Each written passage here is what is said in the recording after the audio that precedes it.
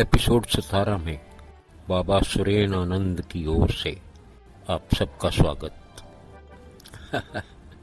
दोस्तों, मुझे ऐसा लगा कि आप सोचते होंगे ये रोज आता है और ज्ञान बांट के निकल जाता है। अगर आपने ऐसा सोचा है तो जरूर आप में से कुछ लोगों ने मेरा नाम बाबा सुरेन आनंद या स्वामी सुरेन आनंद रख दिया होगा, लेकिन ऐसा कुछ नहीं है दोस्तों। मैं आपका दोस्त हूँ, वेलविशर हूँ, इसलिए जो कुछ भी मैं जिंदगी में एक्सपीरियंस कर चुका हूँ या कर रहा हूँ वही शेयर करने आता हूँ आपसे। और भाई लोगों, मुझे कोई स्वामी या बाबा बनने की इच्छा नहीं है, क्योंकि इस कलयुग के जितने भी स्वामी या बाबा हैं सबकी जिंदगी के आखिरी पड़ाव जेल में कट रहे हैं। मैं कोई जेल वेल नहीं जाना चाहता भाई लोगों। मैं अपनी जिंदगी का आखिरी पड़ाव आप सबके साथ और अपने परिवार के साथ काटना चाहता हूं। आज का एपिसोड थोड़ा हंसी मजाक के मूड से शुरू किया है, तो आइए आज पहले हंसी मजाक ही कर लेते हैं। दोस्तों, कुदरत की करनी देखो। मेरे जैसे लोग भी खुद को कवि समझ बैठते हैं। ये और बात है, किसी जमाने में मैं प्यार मोहब्बत पे शेर व शायरी किया करता था, तब तक मेरी अक्लदार नहीं निकली थी। मतलब जब तक विजडम टूथ नहीं आया था तो मैं शेर व शायरी किया करता था। जब कभी उबासी लेती हुई किसी लड़की के दांत दिख जाते थे तो मैं 5-7 शेर तो चुटकियों में लिख दिया करता था, चाहे वो मुझे ही देख के उबासियां ले रही हो। फिर 1973 में 1973 मेरी भी मती मारी गई और मैंने विवाह कर लिया, और वो भी प्रेम विवाह। एक तो करेला, दूजा नीम चढ़ा। मतलब मैंने अपने पैर पे कुल्हाड़ी नहीं मारी, अपना पैर कुल्हाड़ी पे मार दिया। जिनकी शादी नहीं हुई अब तक, उन्हें बता रहा हूं कि दोस्तों सोच समझ लेना, शादी के बाद प्यार व्यार का सारा बुखार हवा हो जाता है। तस्वीर तेरी दिल में जिस दिल से उतारी है,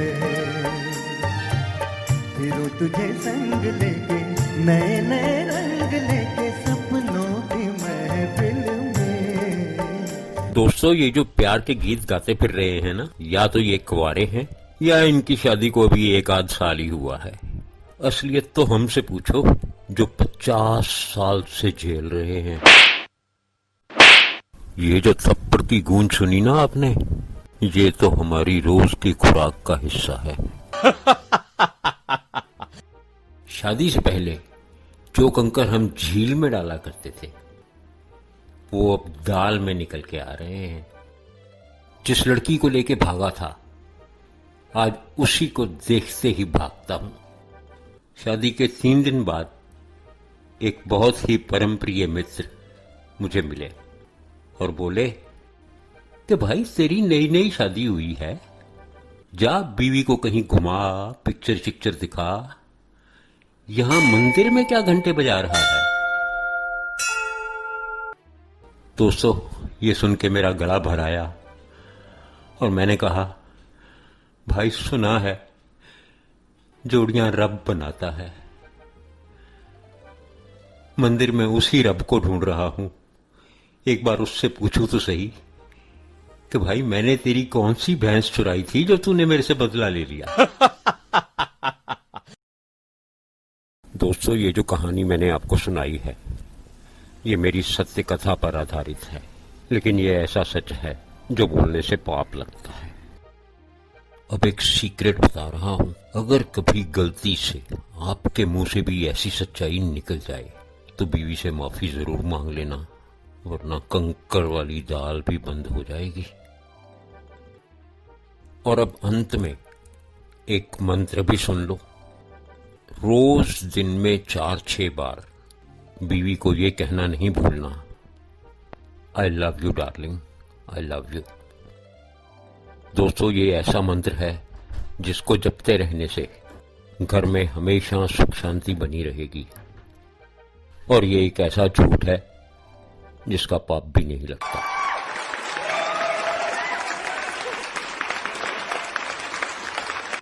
चलो भागो भागो, अब भागो, फिर बीवी आ गई। Hi darling. पता नहीं कहाँ से ये निकम्मे आके बैठ जाते हैं और मुझे भड़काते रहते हैं उल्टा सीधा बोलने के लिए।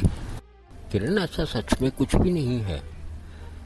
You know it, I love you my darling, I love you. मान गई। सॉरी दोस्तों, उसको शांत करने के लिए मैंने तुम्हें निकम्मा बोला। तुम तो मेरी जान हो दोस्तों, और ये सब मजाक था। अब आओ तुम्हें दिखाता हूँ हम असलियत में क्या हैं।